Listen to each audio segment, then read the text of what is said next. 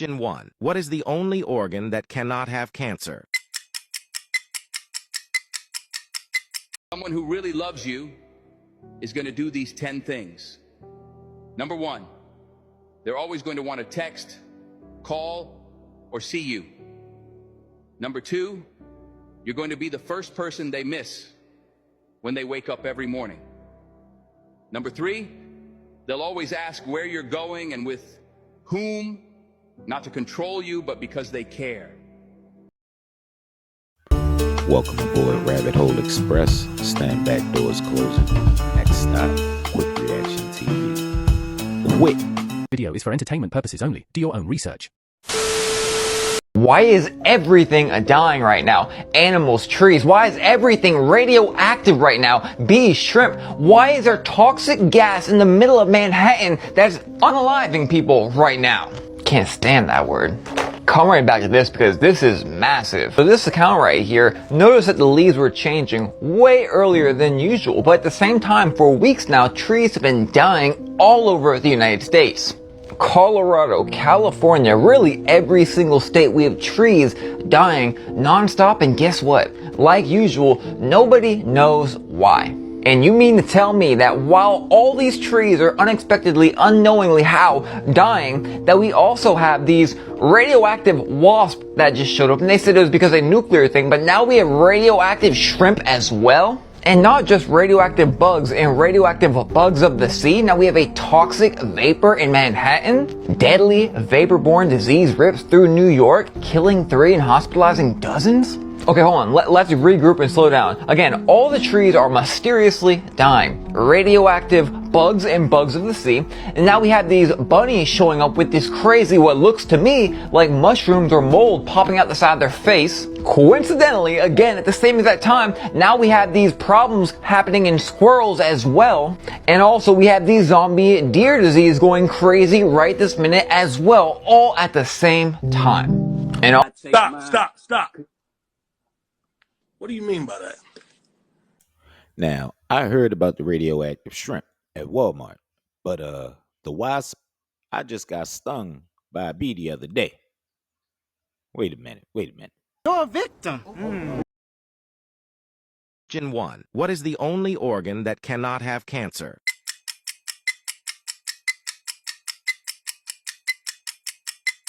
Answer A, heart. Question 2. What part of the human body heals the fastest?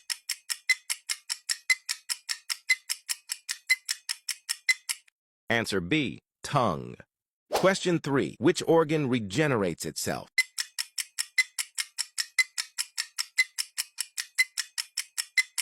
Answer A, liver. Question 4. What connects the brain and spinal cord?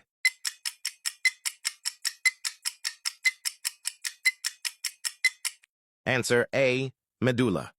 Question 5. How much of the human body is water?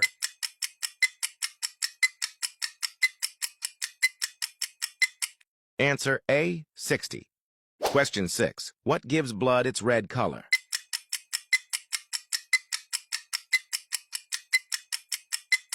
Answer B, hemoglobin. Question 7. Which part of the human body doesn't change in size from birth?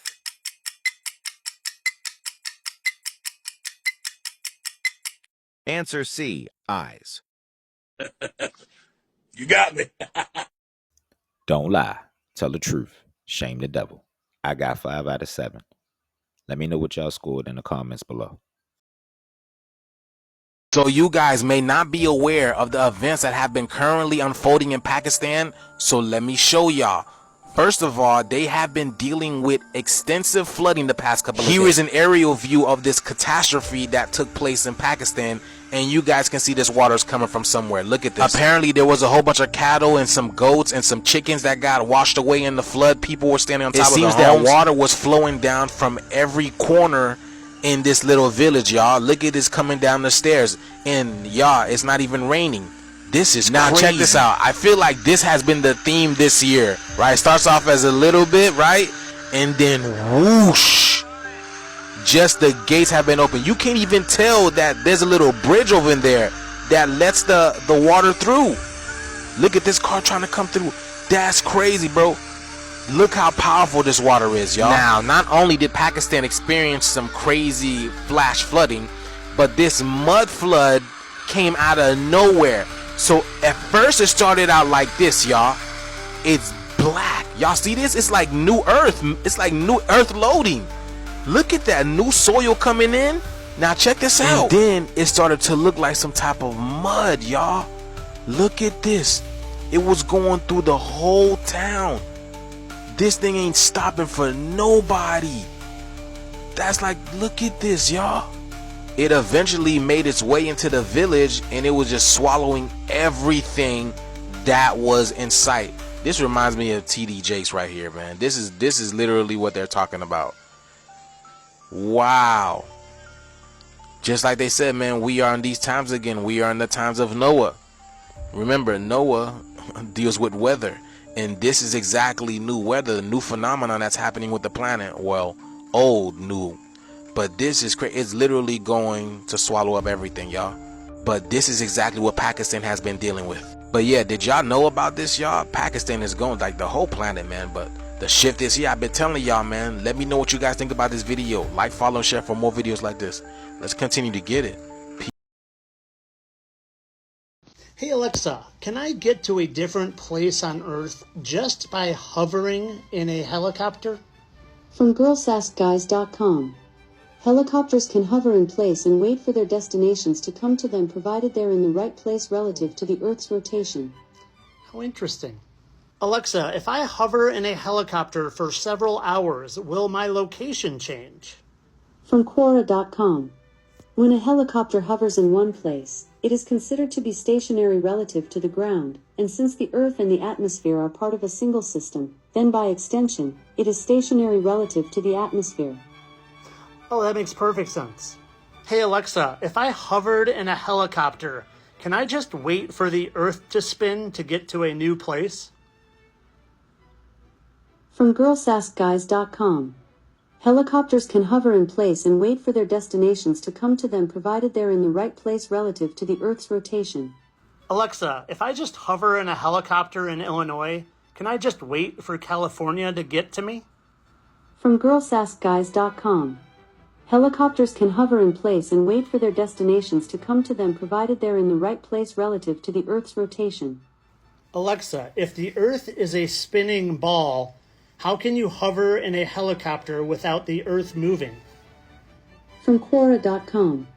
The helicopter's position is not affected by the Earth's rotation while it is in the air because it maintains the same velocity as the ground below. Alexa, what is the Earth's velocity on its axis? According to an Alexa Answers contributor, the Earth's rotational speed is 460 meters per second or about 1,000 miles per hour.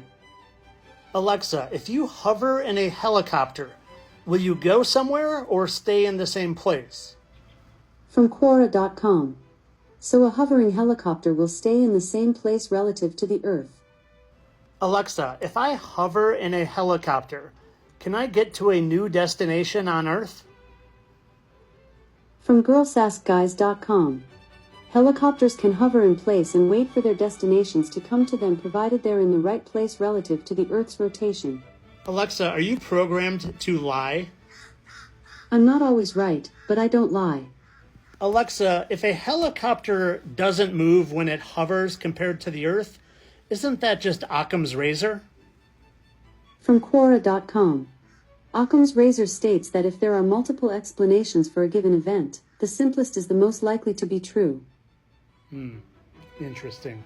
But obviously this is just for entertainment. Of course the Earth is moving. I mean, that's why this helicopter can sit stationary for hours upon hours upon hours and go nowhere. Yet Alexa tells you you can sit in a helicopter and hover and get to a new destination as long as you're aligned perfectly. Which is it, Alexa? Which is it? Maybe just Occam's razor. We're not moving, we're stationary. I'm smiling, but it ain't funny. I'm smiling, but it ain't funny. I told you once, I'll tell you again. Stop listening to Alexa, people. But this next clip, watch my boy. Let him cook. Let him cook. The atheist doesn't seem to understand the argument, but the Christians don't seem to know the answers in the debate. To be sure, the answers are actually terrifying, and that's why most Christians prefer false gospels to the real one. It's not good news for your time here on earth if you have in your mind to do something other than what Jesus said to do. Gird up your loins and quit yourselves like men. Here is the truth, and it is contrary to your delusions. First of all, is God a murdering tyrant? If you step on an ant, are they going to haul you into court and charge you with murder? And yet the disparity between God and men is greater than that of men to ants. If God became a man and tried to conquer the world with violence, then yes. But wait, didn't King David do exactly that in the land of Canaan? Yeah, and then God told him, you can't build my temple, you're a man of violence. The irony escapes you all, I guess. God is not a man any more than a man is an ant. We all know there's levels to morality, otherwise you'd have put me in jail for eating my lunch. Don't be ridiculous. But the claim is that God did manifest in the flesh as a man. Yeah, and what did he do? He healed the sick and the crippled. He cast out demons, freed the oppressed. Did he conquer the world with violence? No. Though he did say, I don't bring peace but a sword. I'm going to divide you all against yourselves, and here we are. He was right. How much more than that? Nah, he let the violence be done to him. He didn't pay any of it back. He suffered it all. And so let's talk about suffering real quick. Think for me, if you can, of just one example anywhere where increase is gotten, where gain is gotten without suffering. Knowing that in every case, just by nature itself, just by the laws of physics, the rules here. No pain, no gain is the observable rule on all levels. Even if it becomes figurative on some levels, by much suffering do we accomplish anything at all. So God has said, I form the light and create darkness. I make peace and create evil. I, the Lord, do all these things. And the Christians gasp, oh no, God creates evil, but evil just means calamity and violence, yes. Evil means calamity and violence. When men do it, it is evil.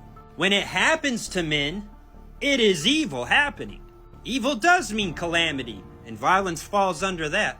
Matter of fact, wickedness is disregarding what God has said so that you can disregard how your actions affect everyone around you so that you can do what you want instead, regardless of the consequences. That's wickedness, ignoring the natural order of things here and disrupting it for your own pleasure. How about that? There is a natural and observable order to all things. I put natural in quotations because science has defined everything as physical, no matter where it is or what it is. We understand that the nature of physicality on the quantum level differs greatly from the nature of physicality on the classical level here.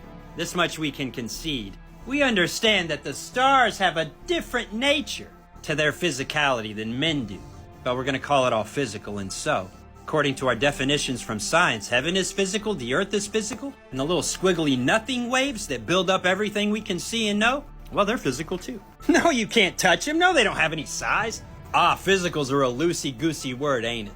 Means everything, doesn't it? While acknowledging differing levels of physicality. Oh.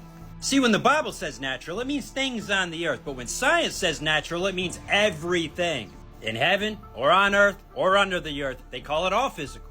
And if that's how we're going to define it, there's no need for the supernatural at all. It's all natural according to that specific definition. For instance, the coherent magnetic field of the Milky Way galaxy, it's defined as physical. It can clearly be shown to spin, but it's not physical like a ball. It's not spinning like one either. It's got a different nature than a ball does. Balls are a physical thing on Earth. And though a star might be in the shape of a sphere, it's not a ball, though it is described that way. Star varies greatly from a basketball on Earth, I assure you.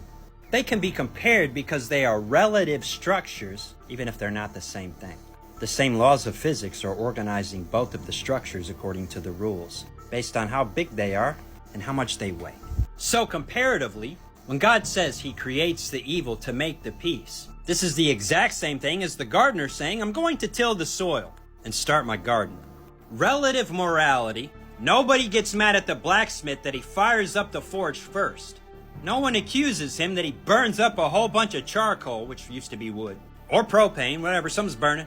He's burning it, but not just to have the fire for no reason. Well, fires burn people. Yep, they do.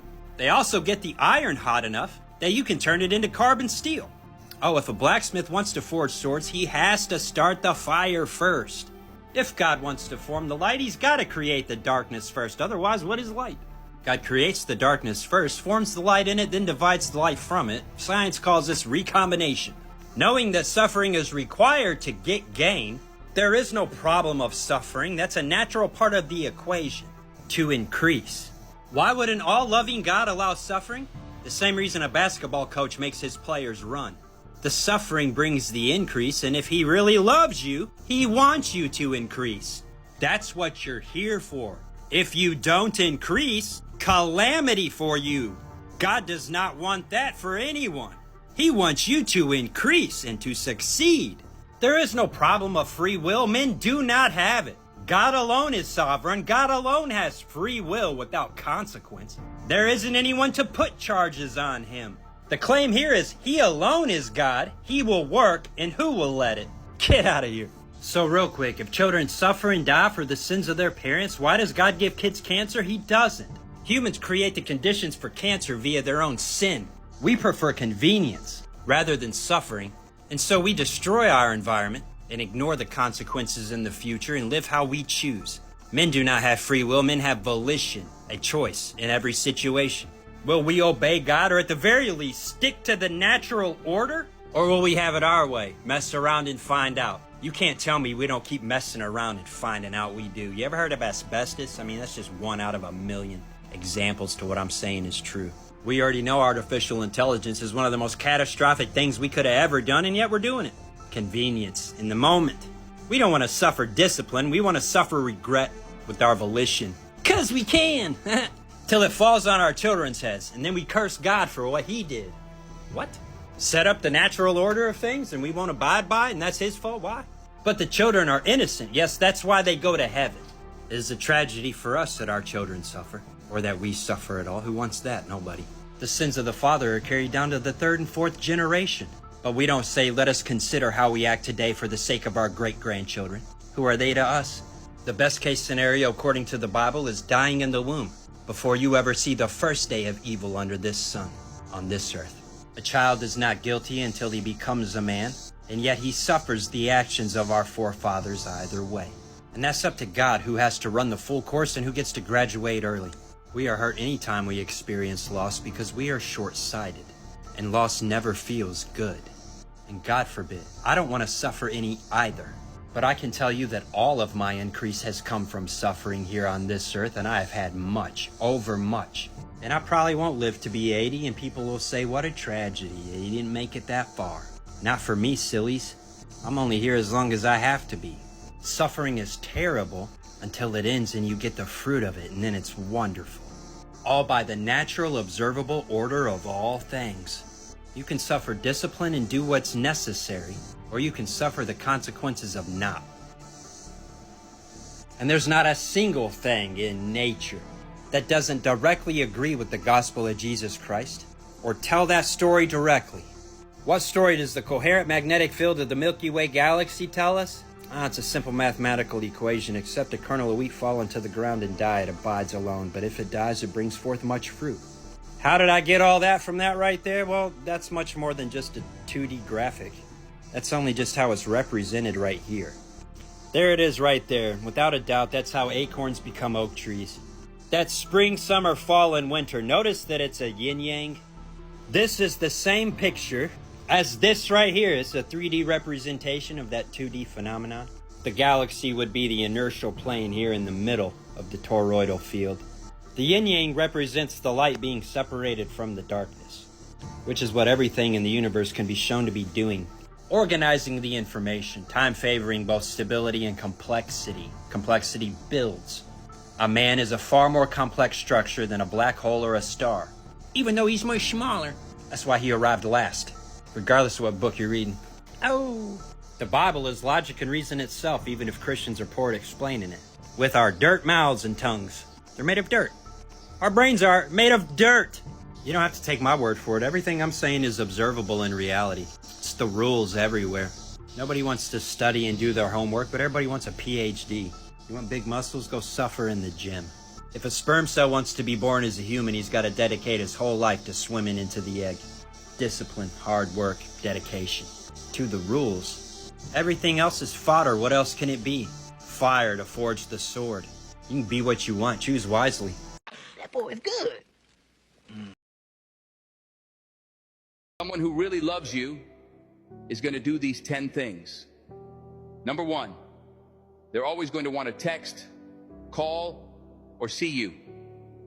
Number 2, you're going to be the first person they miss when they wake up every morning. Number 3, they'll always ask where you're going and with whom, not to control you, but because they care. Number 4, no matter how busy they are, they'll always make time for you. Number 5, they'll surprise you with little gifts, even when it's not a special occasion, just to see you smile. Number 6, they'll pay attention to the little details about you, like your favorite snacks or how you like your coffee.